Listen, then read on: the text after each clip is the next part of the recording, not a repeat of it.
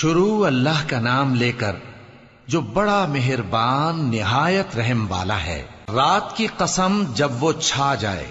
اور دن کی قسم جب وہ روشن ہو جائے،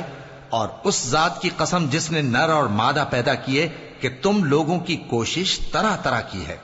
سو جس نے اللہ کے رستے میں مال دیا اور پرہیزگاری کی اور بہترین بات یعنی کلمہ توحید کو سچ جانا، تو اس کو ہم آسان طریقے کی توفیق دیں گے، اور جس نے بخل کیا اور بے پرواہ بنا رہا اور بہترین بات کو جھوٹ سمجھا،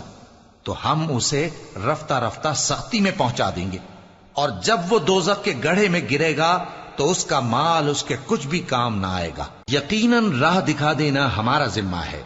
اور بے شک آخرت اور دنیا ہماری ہی ملکیت ہیں۔ سو میں نے تم کو بھڑکتی آگ سے خبردار کر دیا ہے، اس میں وہی داخل ہوگا جو بڑا بدبخت ہے، جس نے جھٹلایا اور منہ پھیرا، اور جو بڑا پرہیزگار ہے وہ اس سے بچا لیا جائے گا۔ وہ جو اپنا مال دیتا ہے تاکہ پاک ہو، اور اس لیے نہیں دیتا کہ اس پر کسی کا احسان ہے جس کا بدلہ اتارا جائے،